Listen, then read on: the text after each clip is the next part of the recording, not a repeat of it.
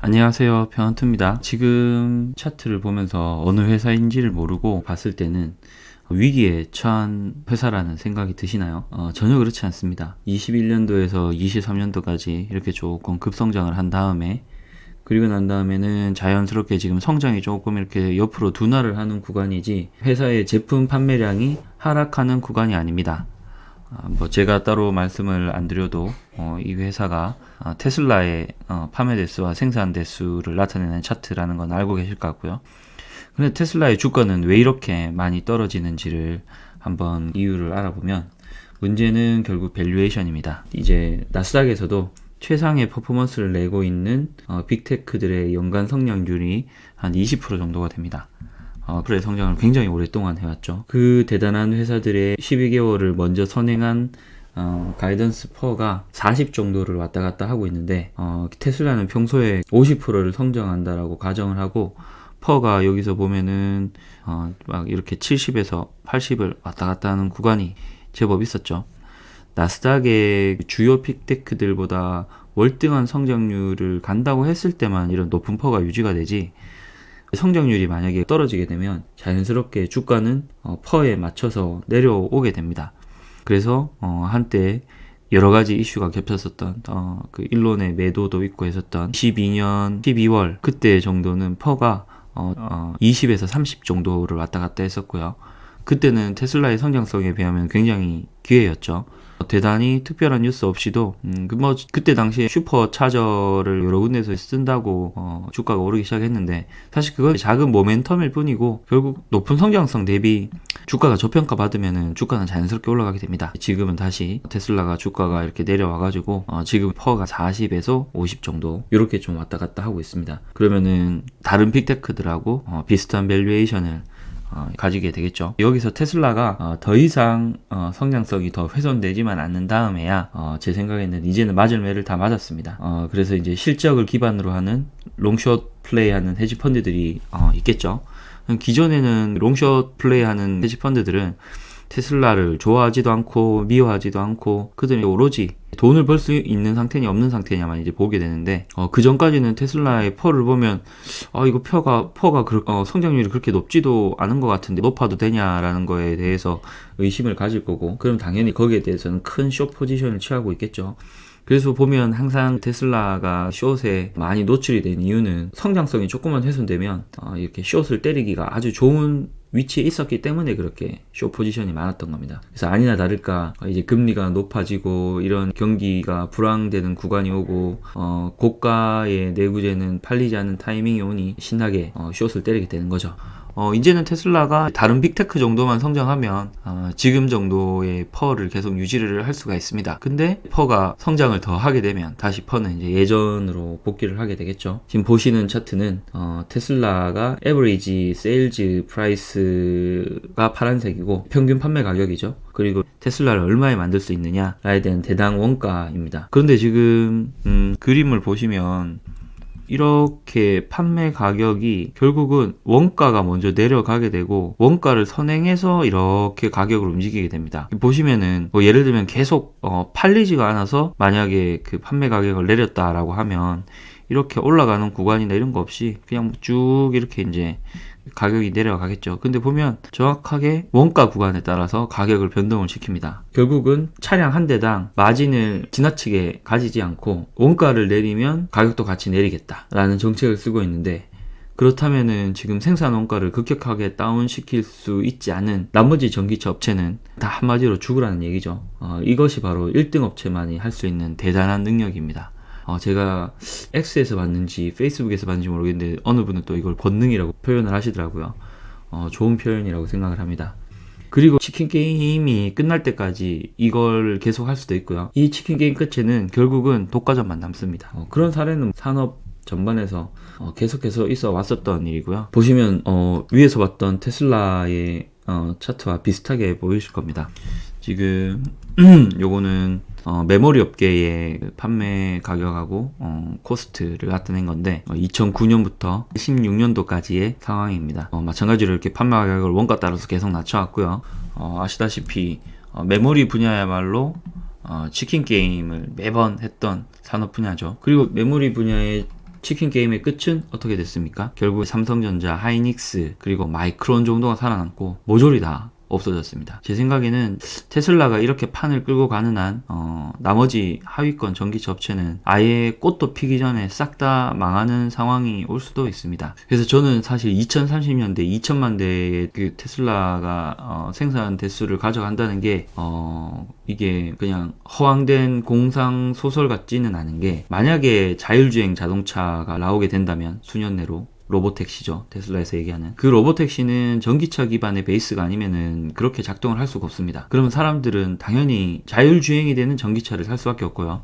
전기차라서 타는 게 아니고 자율주행이 되기 때문에 타는 거고, 자율주행이 되려면 전기차일 수밖에 없습니다. 그러면은 시중에는 자율주행이 아닌 일부 소수의 차량만 남게 되고 나머지는 다 자율주행차가 돌아다니게 될 텐데, 2030년쯤 됐을 때 내연기관을 굳이 몰려는 사람이 아니면 모두 자율주행이 되는 전기차를 타고 있을 거고요. 그런데 그 전기차는 테슬라밖에 생산을 못할 수도 있습니다. 지금처럼 가격 정책을 굉장히 가져가게 되면요, 상대방의 목을 비틀어 죽이면서 본인은 살짝, 테슬라도 좀 상처를 입고 있는 중이죠. 예전에 하이닉스도 살짝 상처를 입었었습니다. 한참 치킨 게임을 할 때는 주가가 오를 수가 없겠죠. 실적이 넘버스가 안 나오니까. 근데 이제 그 시장 업황이 확 변하거나 수요가 갑자기 늘거나 혹은 이제 치킨 게임이 끝나서 정리가 되고 난 다음에는 당연히 이렇게 급등을 할 수밖에 없습니다. 이때부터는 이제 독과점 업체가 가격을 결정하기 나름이기 때문입니다. 그래서 이런 거는 산업에서 계속 나오게 되는 모습이고요. 이제 테슬라를 제외한 전기차 업체들은 이미 생산을 포기를 하거나 막대한 적자에 시달리고 있다는 얘기는 여러 뉴스 매체를 통해서 들으셨을 거라고 봅니다. 이에 반해서 테슬라는 이렇게 고금리와 부족한 유동성 속에서도 꾸준히 성장을 하고 있는 중입니다. 사실 이게 굉장히 어려운 일입니다. 왜냐하면 고가의 내구재를 현금으로 사시는 분들은 많이 없고요. 대부분이 할부를 통해서 사게 되는데, 금리 자체가 미국의 1금융권에서의 그 자동차 할부 금리도 거의 7%에서 10% 선을 왔다 갔다 하는데, 그렇게 높은 금리를 주고 차량을 쉽게 구매를 할 수가 없습니다. 그래서 고금리 시절에는 굉장히 그 차를 사기가 어려운 환경이 되는데요. 그럼에도 불구하고 테슬라를 보시면 매출 측면에서 전혀 성장에 훼손이 없어 보이죠. 24년도도 여기서 조금 더 성장이 갈까, 여기서 이만큼 가파르게 성장하는 것 대비해서 여기는 조금 이제 덜 성장한다, 그런 측면인데, 사실 그 부피가 커지면 이런 현상은 언젠가는 찾아올 수 있는 자연스러운 현상이고, 대신에 증가율은 좀 떨어지지만 판매 대수 자체가 크게 앞서가기 때문에 벌어들이는 절대적인 이익 자체는 크게 됩니다. 지금까지 쭉 살펴보셨으면 테슬라가 회사 자체가 운영이 되는 모습에 꼬꾸라지거나 뭐가 문제가 생기거나 하는 건 전혀 없다는 거를 동감을 하실 겁니다. 오로지 주가만 좀 꼬꾸라지고 있는 중이죠. 대신에 이번 컨퍼런스 콜을 통해서 확인됐던 정보들에 대해서 말씀을 드리면, 첫 번째로는 본격적인 자율주행 소프트웨어 FSD 버전 11을 곧 배포한다. 저는 V12가 배포가 됐다고 막 주가가 폭등을 하리라는 생각보다는 요게 이제 입소문을 타는 데는 시간이 좀 걸릴 것 같습니다. 그리고 누군가는 버전 12부터는 정말 로보택시가 가능하겠구나라는 게 주변에 인식이 많이 퍼지게 되면 그때는 인기를 많이 끌 것 같고요. 아마 FSD 버전 12를 어떤 식으로 배포하느냐, 예를 들면 경험을 할 수 있는 체험판을 한 2-3개월 정도 무료로 배포를 한다거나, 그래서 현재 깔려있는 테슬라 자동차에 FSD 버전 12의 위력을 다 경험을 하게 해주면 생각보다 좀 빠르게 입소문을 타지 않을까 싶긴 한데, 그건 회사에서 전문가분들이 많은 고민을 하고 있을 거니까 거기에 맡기면 된다고 봅니다. 그리고 지난번에 BYD가 왜 그렇게 많이 파는지를 한번 알려드렸었는데요. 저가 전기차가 드디어 24년 말 또는 25년 초에 생산을 시작을 하게 됩니다. 지금 저가 전기차 같은 경우에 생산을 하기 시작하면 판매 대수면에서 상당히 고가 차량인 모델 Y가 글로벌 베스트 셀링카에 오를 정도인데, 이런 저가형 전기차가 나오면 테슬라의 판매량 자체는 압도적일 거라고 봅니다. 저가 전기차가 굉장히 판매 대수를 증가시키는데 도움을 많이 주게 되고요. 레드우드라고 하던데, 그 레드우드가 나오게 되면 테슬라의 성장 속도는 다시 한번 가팔라지리라고 봅니다. 그리고 ESS는 꾸준히 이제 성장을 하고 있다. 이게 나중에는 테슬라 자동차 사업부만큼의 큰 축을 이룰 거라는 생각이 들고요.